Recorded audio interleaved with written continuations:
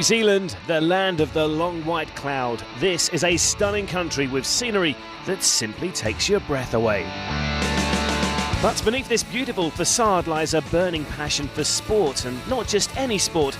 This is a nation that lived to the extreme, and it doesn't come much more extreme than Rally New Zealand. Coming up on this week's show, we meet another man with a love of the extreme. American rally driver Ken Block tells us about his gymkhana stunts that have taken the internet by storm. I truly am one of the luckiest drivers in the world that I get paid to go out and make these videos. For most of the drivers and teams, Rally New Zealand is pretty much as far away from home as you can be. We chat to them about how they cope with the massive trip over and the huge time differences. Yeah, I had a jet lag. I sleep 1 hour longer every day, so it helps. You start with 2 o'clock and then 3 and then 4, and today it was 5, so it's getting better. We spend some time with local star Hayden Padden, who tries to explain why New Zealanders are always looking for the next adrenaline-fueled rush and how rallying is a sport that just fits into the country's psyche. Plus, we have all the action from a fast and furious Rally New Zealand.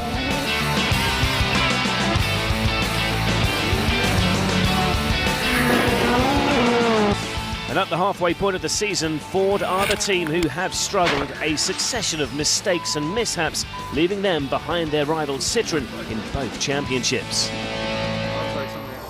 After 6 of the 13 rounds, Loeb led his teammate Hirvonen by a commanding 30 points. Peter Solberg's first non-score of the season in Greece saw him fall to 4th, with Latvala down in 5th.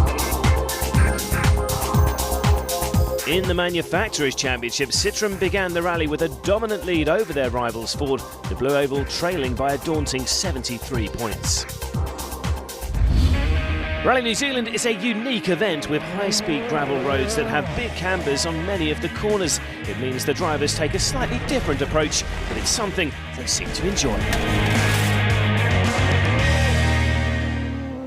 For me, it's one of those great rallies in the championship, one of the greatest. The stage is absolutely wonderful to drive over the campers, and you don't need to worry about the car. Just concentrate for the driving. They are so smooth. It kind of makes it sometimes like you're on a roller coaster. You're able to lean the car in and actually drive it, as if it's on a banked turn. If you have too much speed and you go on the wrong side of the camber, then it's very easy to have a spin or to go off, so it makes it a bit special for that. In some places there's so much camber that you can really use it as advanced, that you can go a lot faster into the corner than your notes are saying. But you go in the bottom of the camper, for example in the left-hander, then there's a right-hander after that, and you have to jump over the camper, even though there's no jump, but because of the camper you're flying in the air into the next corner, so it's really nice. I have always compared it to, it's like dancing on the road. You come one camper to another and doing like this, like a wave movement, and it feels like you can dance with the car. Ken Block was the first of the drivers to be caught out in the practice session, proving how easy it is to make a mistake on these fast gravel roads. Wow, that was a bit hang And this is how the 2012 Brother Rally New Zealand looked. The main service area, once again based in the country's largest city, Auckland, with the 3-day stages spread out to the north and south. But before the drivers could tackle these challenging roads, they first had to determine their road position in the qualifying stage. With it being midwinter in the southern hemisphere, there was a real chance of rain, which, if it arrived, could negate the impact of road sweeping. This meant road position could have a huge impact on the rally. Latvala set the fastest time, earning himself the right to choose first. The Finn selected 13th. Whilst his former teammate Hirvonen went for a completely opposite tactic, as he chose to run first on the road. The reason is that in the south there is more loose gravel than any other days, and it's actually more than I have ever seen. So even though it's winter time over here and it's a bit damp and so on, I'm still expecting it to clean up. So this is what road order the drivers went for on day one. Hirvonen was first ahead of Peter Solberg and then Sebastian Loeb. That left Latvala as the only member of the Big Four to run at the back of the field. Time would tell who had made the best decision. But before the rally proper could begin, the drivers took to the streets of Auckland, with Sebastian Loeb taking the mare for a trip in his DS3. It was a dramatic sight as the 300 brake horsepower beast streamed through the Auckland traffic. In typical Kiwi fashion, this was followed by the traditional Maori welcome at the official start ceremony.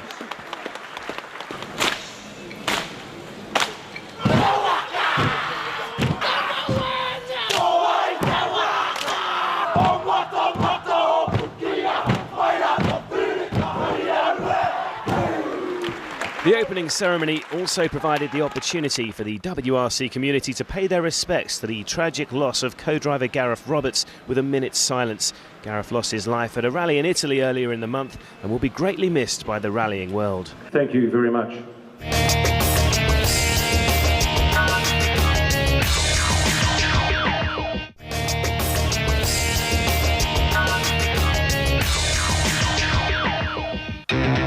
Welcome back to Brother Rally New Zealand, where the Ford team took some time out for a bit of friendly racing. Petter Solberg and Jari-Matti Latvala decided to go head-to-head for one more battle at a pre-event function put on by the Blue Oval.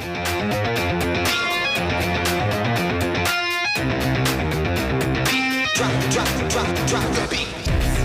Got what it takes. Got what it takes. It's what you came for. It's what you came for. Ain't it? Yeah. It's what you came for. You gon' get it. It's what you came for. Ain't it? It's what you came for. You gon' get it. Move your body. Move your body. Move your body. Are you ready? Drop the beat. After a few thrills and spills, it was Petter who claimed the victory over his teammate. Drop the beat. After the fun and games, it was time to get serious as the crews headed out to the New Zealand countryside to tackle the opening day of the rally. There were 8 stages totalling 209 competitive kilometres. This was to be the longest day of the rally, and there were mainly damp conditions for the opening morning. Mikko Hirvonen, the first to tackle the stages. The new road order rules had once again produced different tactics among the top drivers for the opening leg. Mikko had elected to run first on the road, with the opening stage beginning with a short tarmac section. Hirvonen was immediately into a good rhythm on these naturally flowing roads and using soft compound tyres, which was undoubtedly the correct choice on the damp surface. It was a strong start to the rally for Mikko.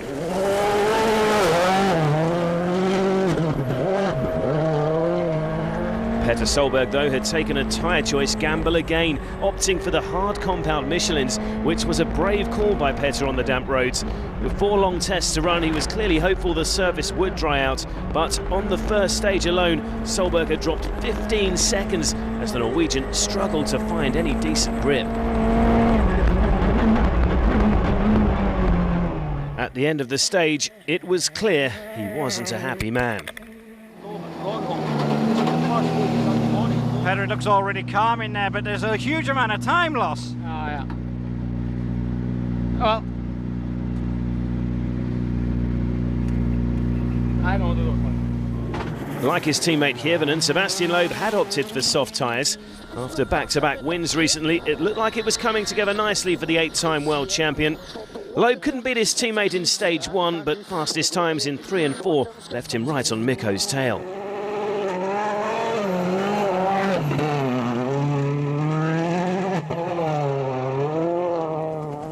Jari-Matti Latvala had chosen to run 13th on the road, obviously expecting the road conditions to improve with each passing car, and it was the Finn who took the early lead in stage 1.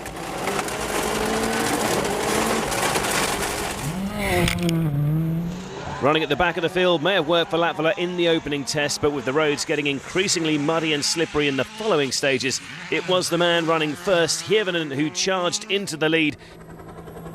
And he did just enough to keep his teammate Loeb at arm's length. Mikko was on the absolute limit and was 3.9 seconds ahead by the end of the morning loop. With the road surface becoming increasingly muddy, Latvala was also looking a bit ragged. He was 14 seconds slower than Hirvonen in stage 2 and dropped down to 3rd, a position the Finn would hold for the rest of the morning.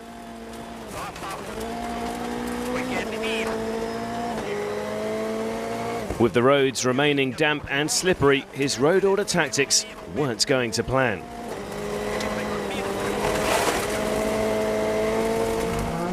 Danny Sordo, meanwhile, was back in action with the ProDrive WRC team. The Mini John Cooper Works now being run as a private outfit. It was a frustrating start for the Spaniard, though. Another driver struggling on hard compound Michelins on these damp roads. His progress was delayed further by a gear shift problem. Jari Kettemar was back in a WRC car for the first time since his eye-catching run in Sweden, but it had been a frustrating start for the Finn. 2 early punctures left the Ford privateer well off the pace. It had been an outstanding getaway from Thierry Neuville in his Qatar-backed Citroën DS3, though, running in 4th position early on. The Belgian was being regularly held up by a struggling Paolo Nobre, though.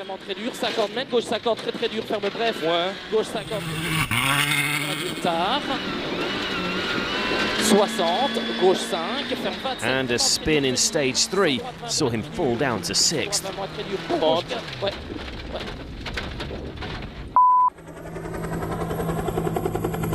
Ken Block was back for his first WRC round since Mexico, but another man who'd opted for hard tyres in these tricky conditions. The American was 4 minutes off the pace in 12th position after 4 stages. This is how things stood after the first morning. Hirvonen led the way 3.9 seconds up on his teammate, with Latvala in 3rd place. Novikov was up to 4th following Neuville's spin. Solberg down in 7th after another costly tyre choice. And at the remote service down in Raglan, Ford and Petter were still ruining that terrible tyre choice that had wrecked their rally already. Over at Citroën, things seemed a lot brighter. So tell me, Mikko, how has your morning been? It's been good. I'm quite happy where we are, and I think road position was quite good in the morning. We'll see what it's going to be in the afternoon if the conditions are drying out, but really had a good feeling with the car, so I'm quite happy. Was it a big mistake to go out last? We don't know yet. I tell you at the end of the day, was it good or bad? New Zealand couldn't be further away for most of the teams and the drivers. With massive time differences, jet lag was something everyone had to deal with. Yeah, I had a jet lag. I sleep 1 hour longer every day, so it helps. You start with 2 o'clock and then 3 and then 4, and today it was 5, so it's getting better.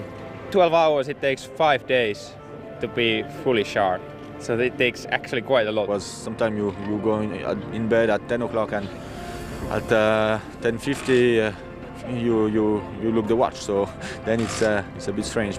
You end up waking up way too early, and then the worst time is around 5 or 6 in the evening. You just feel really, really tired. There were many different ways of tackling it amongst the crews. So we came 3 days before the recce started, so still you in the recce, in the first day of the recce, you were a little bit tired. When you come here, you go straight to the park, and then the first night have a big party and then sleep over it, that normally helps. The best thing to do is do something, even if it's no matter how tired you are, because the other thing, if you go to bed 2 o'clock in the afternoon, then you're going to be waking up at 2 o'clock in the morning and you're going to be struggling for like the rest of the week. But these days there is now a scientific approach to try and minimise the effects.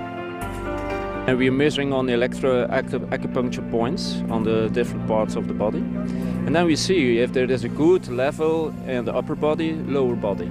And of course also the brains. You have to adapt immediately at the rhythm that you're traveling to. And taking small meals, a lot of fluid, because 60% of our energy, the brains are using 60% of our basic energy. So at the halfway stage of the opening day, it was all very tight as they moved on to the afternoon loop with half an eye on their beds. And with the roads drying out, it would get increasingly tough to manage the soft compound tyres. Second best to his teammate after the morning loop, the expected charge from Loeb didn't take long to materialise. The Frenchman won stage 5 to close right up on Hirvonen. There was suddenly just 1.5 seconds in it.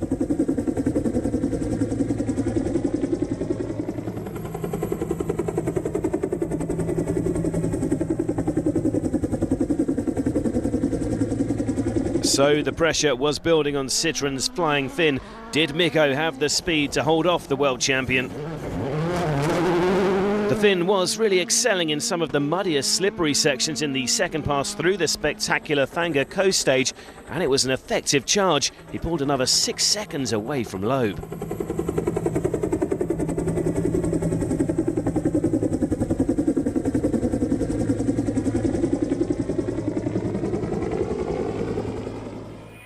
Sebastian, though, was up for the fight.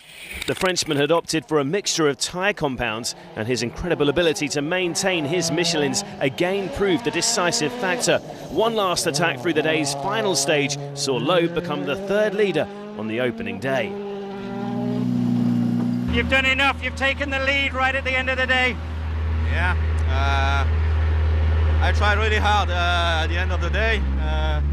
It was a bit strange to drive with the hard tyre in the front and soft in the rear, but finally, okay, in the slow it was understeering, but in the fast it was good. Jari-Matti Latvala, meanwhile, had faded after a strong start, and in stage 7 his pursuit of the Citroens was over. Off the road and into a ditch, he was fortunate not to roll the Fiesta.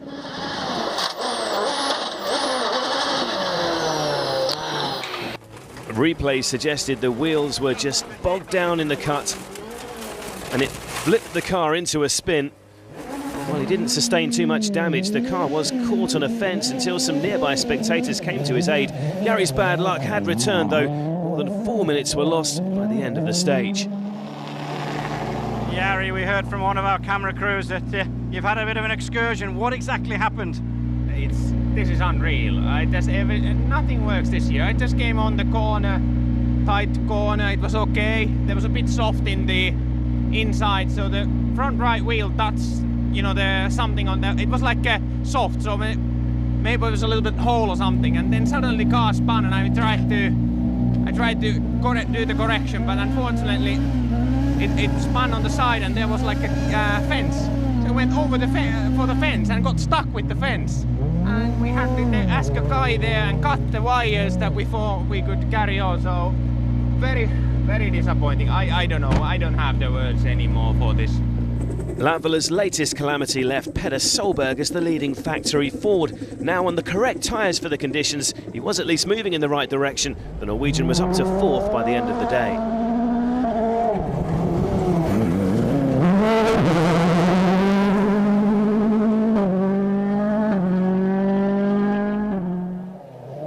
Evgeny Novikov was just ahead of Solberg after replacing Latvala in the final podium place.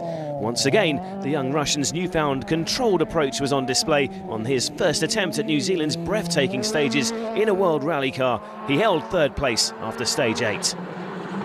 Thierry Neuville's strong run had continued as he pushed on to recover from his earlier spin.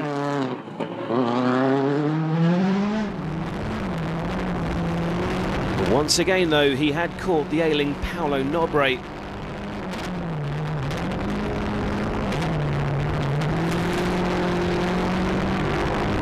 Neuville getting a face full of mud for good measure. The Belgian ended day 1 in 6th. Armindo Araujo, meanwhile, had ensured there were 2 minis in the top 8. The Portuguese driver was relishing the challenge of the stunning New Zealand roads, although he was delayed by a spin on stage 7.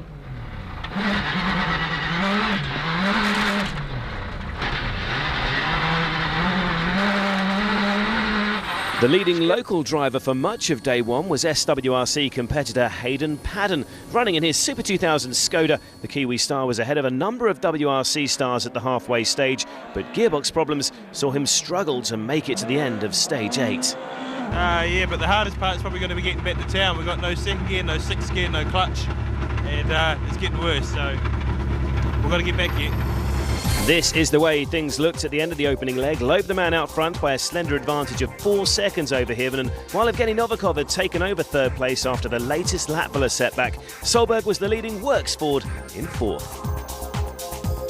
At the end of the opening day, questions were again being asked of Ford's tactical approach. Who made that decision?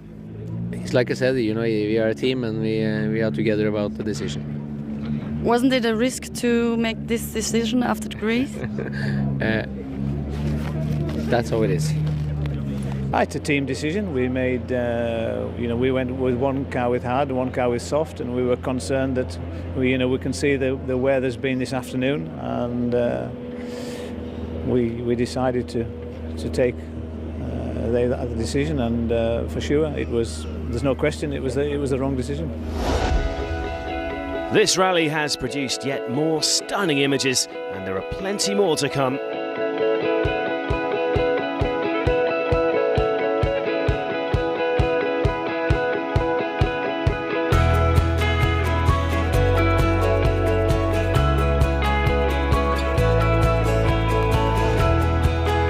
Stay with us for the action from day 2 of Rally New Zealand.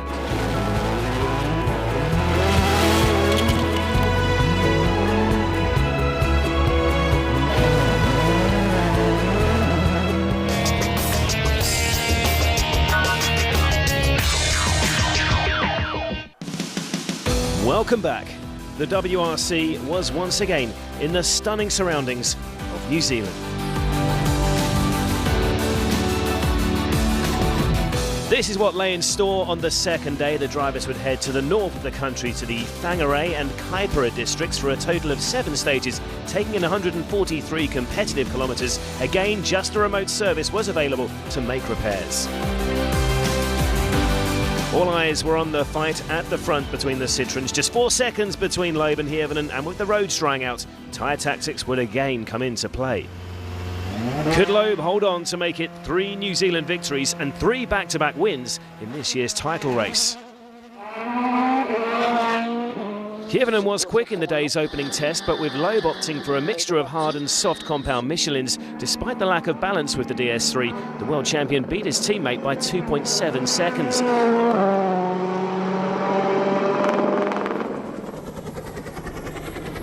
There were some incredible locations on the second day, with the gravel roads again fast and flowing. Perfect conditions for rallying on Saturday.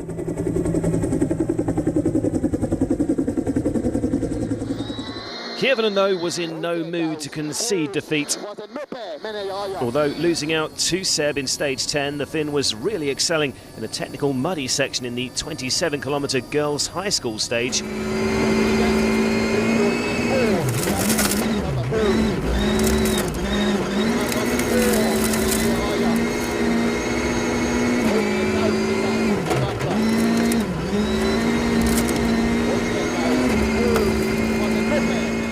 Hit back in emphatic style, beating Loeb by almost 7 seconds. He'd slashed the gap to the leader down to 1.7.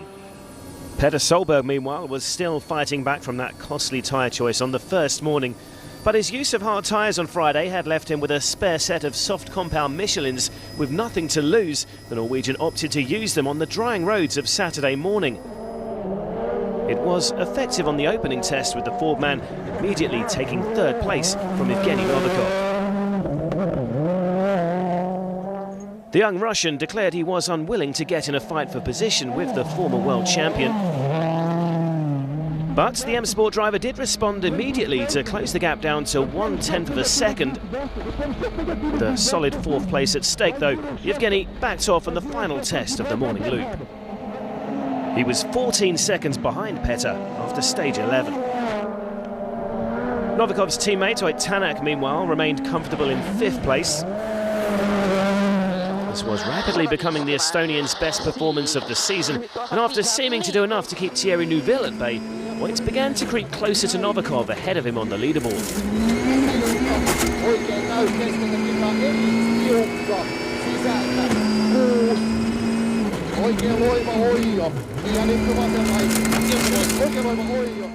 Jari-Matti Latvala was once again in a recovery situation after that costly error on Friday afternoon.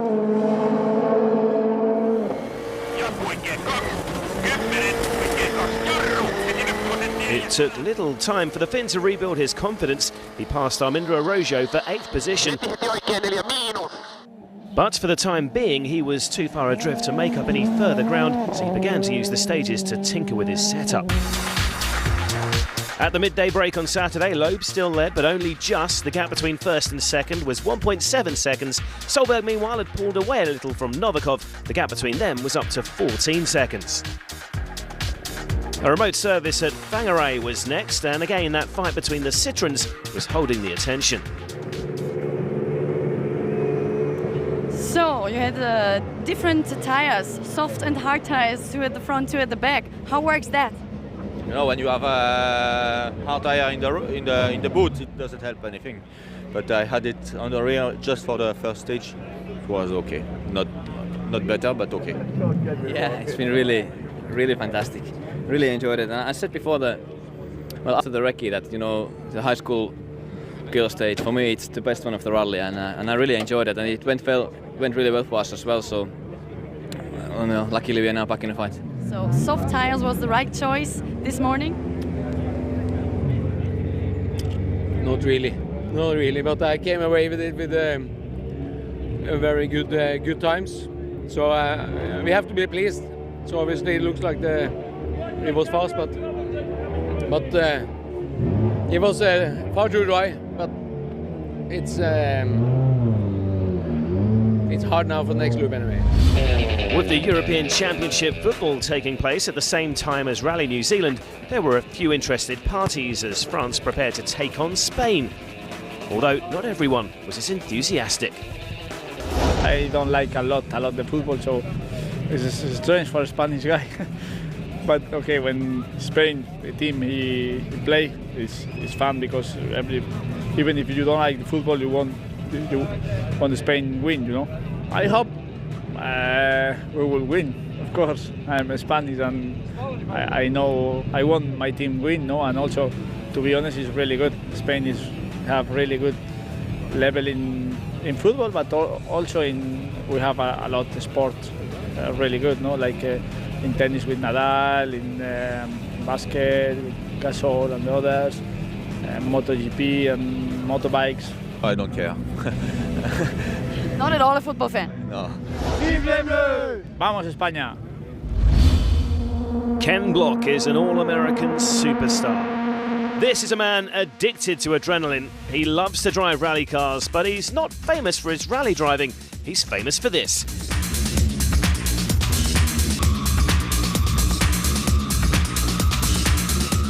Time to find out a bit more about the man. Well, as a kid I dreamed of being a professional athlete, especially in skateboarding, snowboarding, but I loved to do those things, but I also learned that, I maybe wasn't as talented as some of the other kids that I was skating or snowboarding with. So I moved on to the business side of things because I love those industries so much that I thought, I could somehow figure out how to work in those industries. And Gymkhana thing came along mainly because I was looking for, once again, another way to spend more time in the car. And these Gymkhana events were grassroots type events in Southern California that I could do in a cheaper car than a rally car, and we filmed a bunch of testing and practice. Eventually we put it up on the internet and it just blew up. It went crazy on as a viral video. So from there, DC was very happy. DC was the one that funded that project, and they said, hey, do more of those too. We've kind of taken some of these ideas like just doing donuts and tried to make them more difficult, like making the donuts around some object that's moving. So that had never been done before, and it was just a random idea that I had, and it actually turned out quite good. I love to experience life, and I guess if the term for that would be adrenaline junkie, yeah, I guess. But I don't only do things only for the adrenaline. There's a creative side to me too that likes to see something and do something and have fun with it. I've had a fairly successful rally career, and I have a great family and 3 lovely kids, and so I'm a very blessed person. I call myself a lucky bastard sometimes just because I've been able to have such a good and successful life.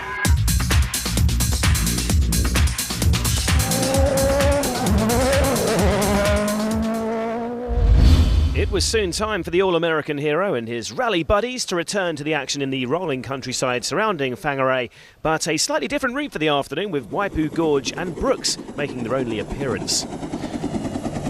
There was still no sign of team orders from Citroen, with both of their drivers so close together, so Loeb had to keep pushing.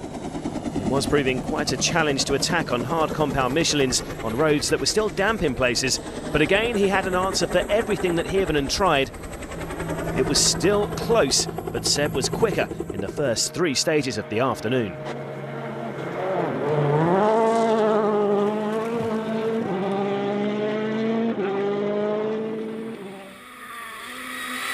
Once again in the slippery run through girls' high school, though, Hirvonen had the edge on his teammate. But this time he could only beat him by 1.5 seconds. With kilometres starting to run out, it was looking like it might be too little too late as the threat of team orders loomed ever larger.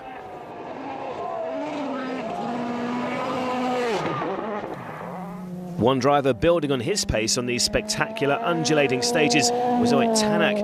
With his M-Sport teammate Novikov just under 12 seconds ahead, the Estonian was on a charge. It was fairly wild stuff at times, but he had closed right up.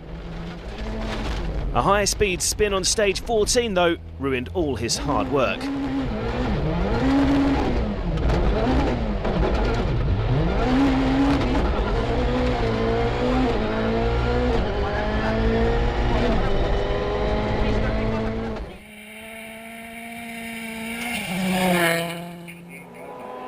Tänak's late delay had also provided Thierry Neuville an opportunity to push for a top 5 finish.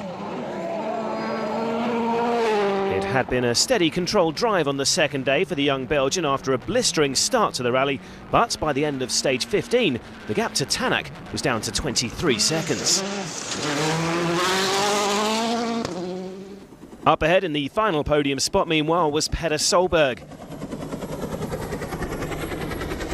The Norwegian had lost too much time on day 1 to trouble the leading Citroens, but he was perfectly placed should either of the front 2 slip up. Petter was on the pace all afternoon as he focused on keeping Novikov at arm's length.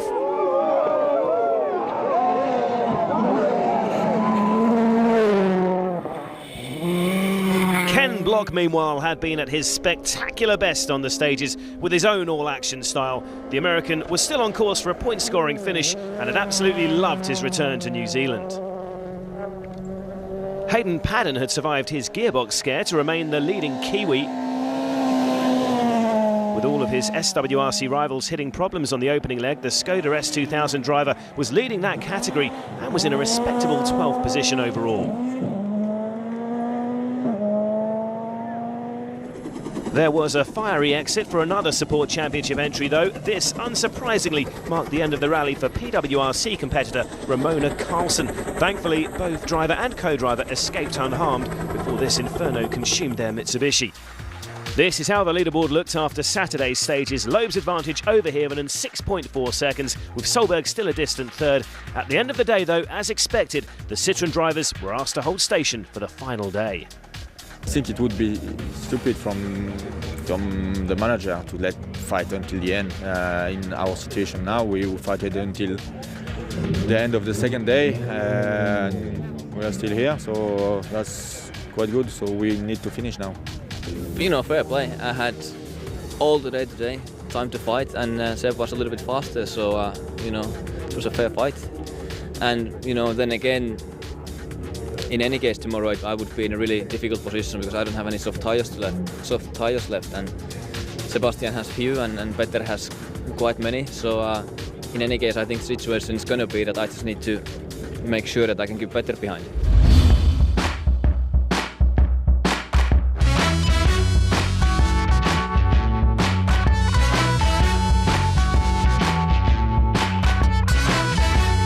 Once again, Rally New Zealand produced another day of stunning action. The Kiwis love their extreme sports and they certainly weren't disappointed.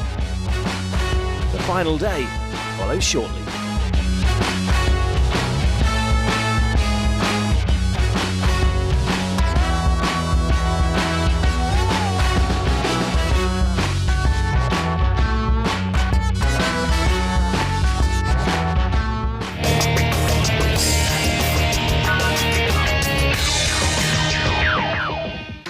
New Zealand is a small country based in the South Pacific. This is the place famous for its spectacularly beautiful landscapes and amazing sweeping coastlines. Only about 4 million people live in New Zealand, but they breed a special kind of person here, as Kiwi rally driver Hayden Padden explains. We're Kiwis and we're a little bit different to a lot of other cultures. We have our own way of doing things, and the Kiwi attitude is that anything can be done, and which is similar to my goals and dreams in the rally. Mikko Hirvonen has his own take on the locals. I'm supposed, because for us they are upside down all the time, so they get a bit crazy. Whatever your view, this country is a playground for thrill seekers. Rally drivers are well known as adrenaline junkies. Hirvonen and Jari-Matti Latvala happily throwing themselves off the Sky Tower. It was a good experience, I enjoyed it, but the moment when you are on the panel and then you see 180 meters down and you see on like a little spot there where you have to come, and then when you drop there yourself, that is a bit like a scary moment. But after that, I was enjoying it. Oh, it's really amazing. You know, even though I don't really like high places, but just to take the step and come down, you know, it's amazing. While Petter Solberg, Oit Tanak and Armando Arrojo enjoyed the thrills of blasting around Auckland Harbour in one of New Zealand's infamous jet boats. And Mini Team Portugal had even created their own version of extreme fishing. But for Padden, this is just home. This is where I obviously grew up and where I learnt how to drive cars, and you know, they are the best roads in the world. I'm probably a little bit biased, but they are very smooth, basically like a motorway on gravel, and a lot of camber. And they are just a pure driver's rally, and I just love every time I get the chance to drive on these roads. This is Padden's first season competing in the SWRC, the class seen as the stepping stone to the WRC. For Hayden, rallying is a huge part of his life. Yeah, it's always something I've loved doing, and it's something I always want to keep on doing for the rest of my life as well. And you know, I've always had the goals of being world champion. It's probably not until the last 2 or 3 years that those goals have seemed more realistic, but still I just love driving cars and going sideways. The third day of action featured stages much closer to Auckland to the north on roads not used since the 1990s. It included 2 passes over a short asphalt test at the city's War Memorial Museum, as well as the end of rally power stage, where bonus points were on offer for the top 3 finishers. So just 60 kilometres remained on day 3, but with the rain returning, conditions were treacherous on the final morning.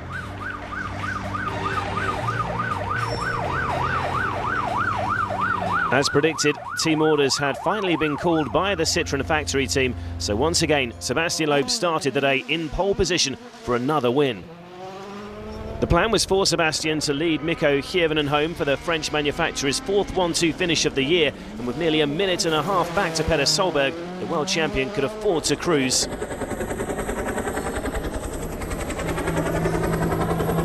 Loeb was in no rush on the final morning, although a lack of soft tyres was making life difficult in the wet.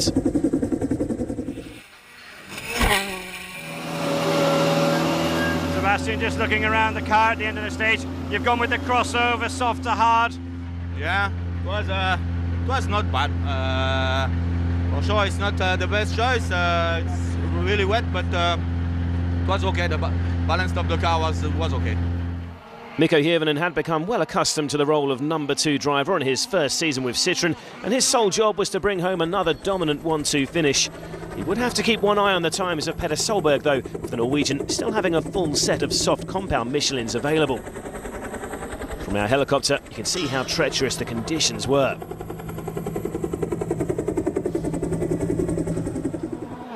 It was very easy to make a mistake, especially running on hard tyres.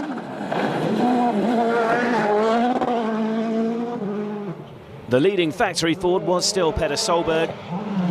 The former world champion had indeed saved his soft tyres for today's impending rain, but after another frustrating weekend, the Ford team had also called time on Petter's push. Solberg too opting for caution on the slippery stages as he looked to secure a safe 3rd place for an otherwise disappointing weekend for the Blue Oval. Opens, extra long, over 80, keep right over crest 32, left minus times 1.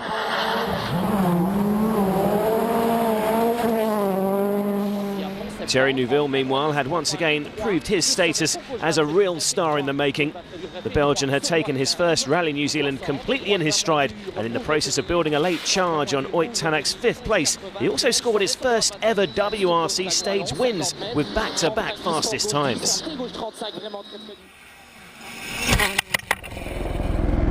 In contrast, it had been a miserable event again for Jari-Matti Latvala. Even at the midway point of the season, the Finns championship hopes already looked hopeless as he launched his Fiesta into the day's opening stages, lying in 8th. Adding to his woes, his Ford Fiesta was shod with 4 hard compound tyres, having used all his softs already over the course of the weekend.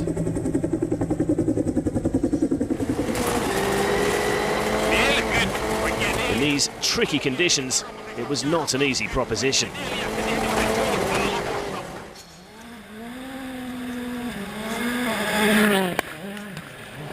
Danny Sordo, though, had saved a set of soft tyres, so the conditions would be easier to handle for the Spaniard. And the Mini driver took full advantage, claiming the 3rd fastest time in stage 17.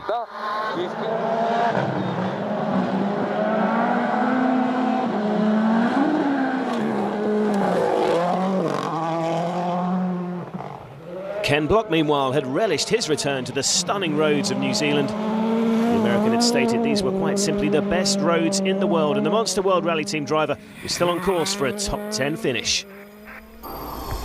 After the first 2 stages of the final day, Loeb remained on top, 15.8 seconds ahead of teammate Hirvonen, but the fight was on for 5th, 6th and 7th. Thierry Neuville was on a charge and Oit Tanak was under pressure.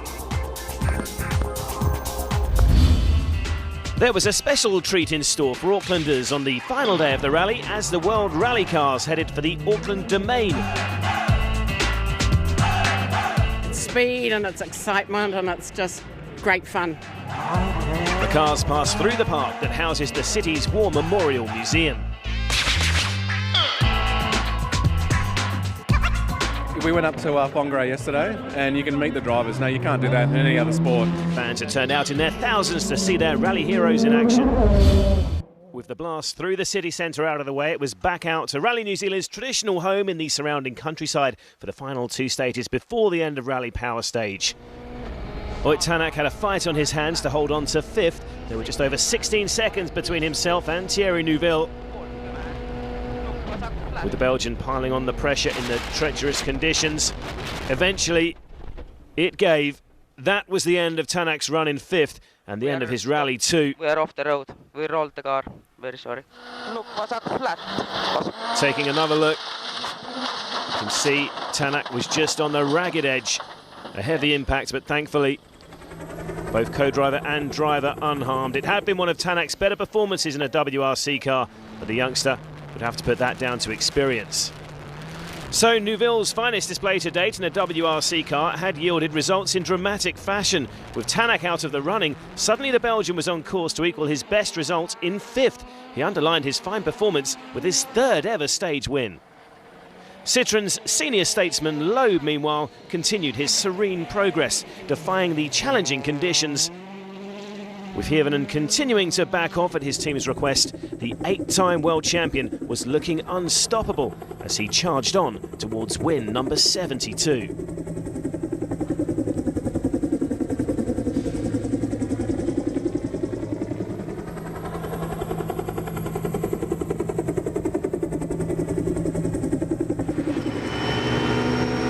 Stages 20 and 21 were safely negotiated, and Loeb was looking typically calm inside the DS3.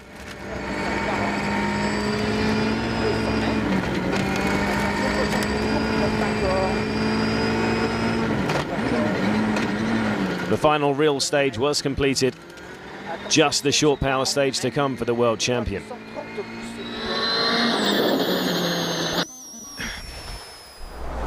So with most positions in the overall standings looking secure, the power stage provided some late excitement with bonus points on offer for the top 3 finishers. With the rain still falling, it would not be an easy task. Jari-Matti Latvala has endured a succession of mishaps in 2012. The Finnish star remains one of the quickest drivers on the planet when in full flight, but it just hasn't happened for the Ford man. It had been another character-building weekend for Jari, and with nothing to lose, it was no surprise Latvala was in full attack mode in the 7-kilometre Burnside power stage. It was a terrific finale to the rally for Jari-Matti, and he was the quickest man through so far. I haven't got the confidence, especially Friday. I was struggling, Saturday also. I started to pick up the things on Saturday evening, and the Sunday has been now all right. But everything could have been. I would have been able to be podium without my mistake on Friday. But that's always if. At least we are now on the finish. We get some points.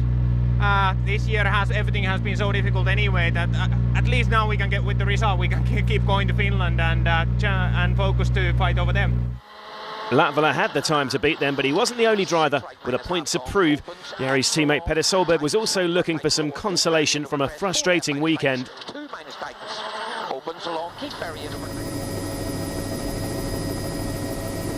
With a podium position at stake though, it wasn't quite an all-out charge from the Norwegian.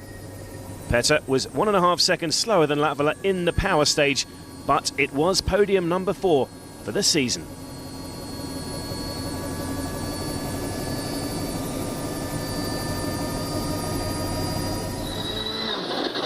While the Ford team's frustration had continued, the Loeb-Hirvonen partnership at Citroën was going from strength to strength. For the third successive rally, they were on course for a dominant 1-2 finish, with Mikko again playing the role of team player with a minimum of fuss. It was a risk-free run from the Finn in the power stage as he concentrated on bringing his DS3 safely home.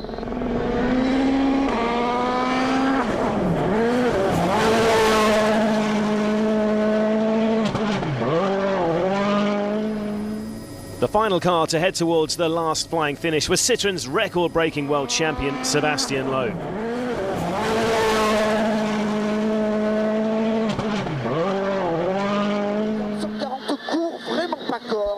Having survived a 2-day battle with his teammate, this would be another thoroughly deserved victory. The fast-flowing roads of New Zealand have always favoured the most talented drivers of the WRC, so it was no surprise that Seb was on course for win number 3 in the South Pacific. There was no foolhardy onslaught for a power stage win to add to the overall victory. But with the third fastest time in stage 22, Loeb still secured a solitary bonus point, but there's confirmation it was Jari-Matti Latvala who claimed the power stage victory.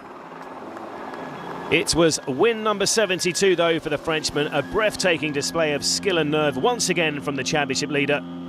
Credit to, as always, to co-driver Daniel Elena. When he's through back here and he knows that he has won the 2012 Brother Rally. Great victory. It was a long weekend with some very difficult conditions. Big fight with Mikko all the weekend, so it was not easy. We are here now at the end of the rally. That was very important too. A few mistakes in the power stage, pushing a bit too hard, and went wide 2 or 3 times. So we took 1 point, but the most important is to be here. You're saying about the power stage, you want everything, don't you? You want the rally win and the power stage. You're not giving any points away this year. For sure, as long you can, you try. But no, it's important. I know I lost. I didn't lose some championship, but I lost a lot of points in some mistakes at the end of the season. You never know how things are going on. So everything I can take now, I take it.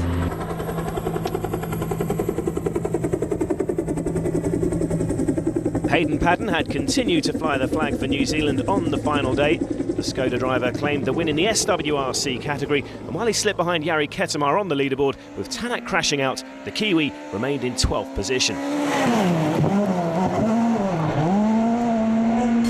Loeb's final winning margin was 29.6 seconds over his teammate Hirvonen, and Solberg claimed his 4th podium finish of the season with a fine 4th place for Evgeny Novikov and 5th for Neuville on his New Zealand debut. The biggest celebrations again though would be over at the factory Citroën service. Again we do first and second here, so the car shows that the car is really reliable. Oh, j'arrive jamais ça. It's really strong, and yeah, so the team has done a great job. Mikko and me too, so it's looking good for the championship. I settled pretty well in the new team. You know, we've been really consistent, and in some of the rallies we managed to challenge Sebastian as well. So you know, it's been pretty good, but for sure, you know, it would be time to lift the pace a little bit and win rallies. But then again, we did a great job again. So, 5th victory in the season so far for Seb. What does that mean for him and the team especially? We are for sure very happy, and it's, I will say, very good for the second part of the season. We are leading both championship, and both drivers are 1 and 2nd in the driver championship. It's very important just before 4 weeks without rally. We made a mistake, but okay, it was quite expensive. But Peters had a good fight back, finished 3rd, and we were in the fight for the victory for the rally. Won the power stage quicks in the qualifying, but obviously the rally is proving quite difficult for us at the moment. It was 3 wins from 3 rallies for Loeb, and his championship lead was extended further. The gap to 2nd place Hirvonen, 38 points, with Solberg moving back ahead of his compatriot Osberg, who didn't compete in New Zealand. It was also a 3rd 1-2 finish in a row for Citroën, so they continue to pull away from Ford in the manufacturer's standings. Yet another champagne moment for Loeb and Elena then. After a summer break, the championship resumes on the breathtaking jumps of Finland. Ford and Latvala in particular will hope to fight back there. But for now, we'll leave you with some of the best memories from this spectacular event.